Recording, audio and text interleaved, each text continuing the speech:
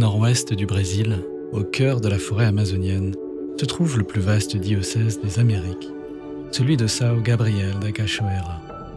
120 000 âmes avec une grande majorité de peuples indigènes y vivent disséminés sur près de 300 000 km². Je suis un petit évêque de Brésil.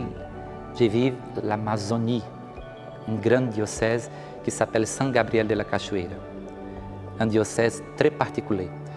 Il y a une grande région, beaucoup de petites communautés, plus de 450, mais pas une grande quantité de missionnaires. Nous sommes 18 prêtres et 35 sœurs pour une région, un diocèse très grande comme l'Italie, comme la moitié de la France. Ici, il y a 24 peuples indigènes, 18 langues qui se parlent.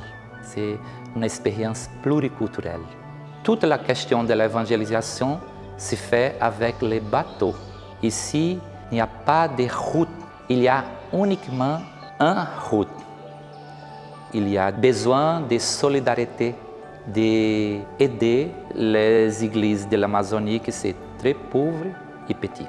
Il y a une promesse de l'OPM de nous donner un petit bateau avec les motos pour sortir et pour aller à l'itinérance. L'itinérance fait partie du mode de vie des missionnaires du diocèse. Elle consiste à visiter les communautés les plus isolées pour animer la vie religieuse. Les missionnaires partent 1 à 2 semaines et l'objectif est de permettre à chaque village de célébrer la messe au moins 4 fois par an. Aujourd'hui, dans le village de Curicuriari, le chapelet est récité en compagnie des sœurs en itinérance. Ici, il n'y a pas de prêtre. C'est donc habituellement Everaldo, le catéchiste, qui anime les temps de prière. Il rassemble les croyants chaque dimanche autour de la parole de Dieu, sans la célébration des sacrements.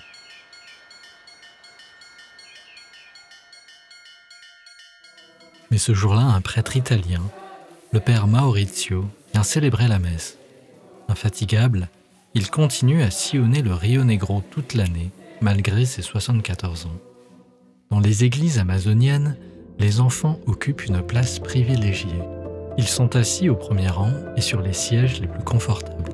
L'Église compte beaucoup sur l'engagement de sa jeunesse. A fé para mim é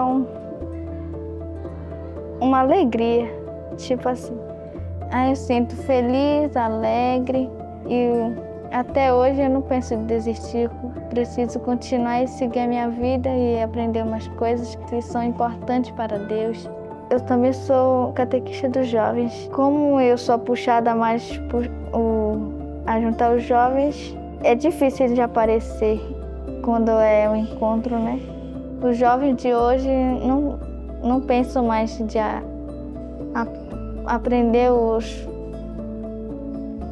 que Jesus nos fala, né? O que atrapalha eles é a internet. Gabrielle connaît bien les dangers d'Internet. Elle a dû lutter contre une addiction au smartphone qui l'a éloignée de sa famille, mais aussi de l'Église. Désormais, grâce aux connexions satellites, même des villages reculés comme Curicuriari sont connectés aux réseaux sociaux. Não, porque na internet tem vários aplicativos de Bíblia, versículos que eu posso aprender mais. Os padres que fazem orações, missas pela internet. Então, se eu acredito em Deus, eu não vou procurar porcaria. Por conta disso eu tenho vários sonhos de ajudar minha família, né? Mas eu quero seguir a minha vida cristã.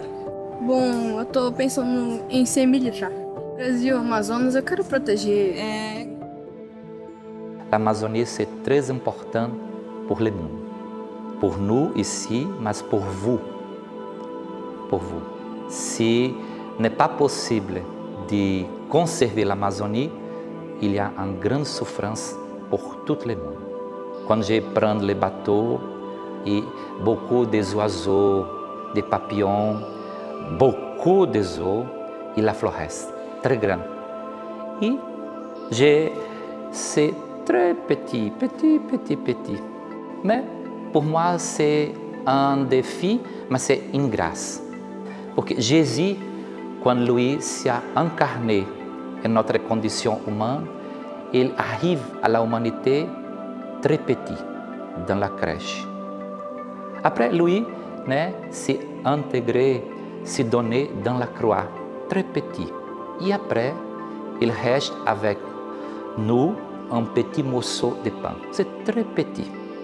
L'expérience de Jésus, c'est la petitesse. La petitesse qui révèle l'amour du Père. Et il y a beaucoup de personnes qui ont un autre désir d'être grand. L'Évangile m'a dit, Jésus m'a dit, que les chemins pour entrer dans le royaume de Dieu, être petit comme les enfants.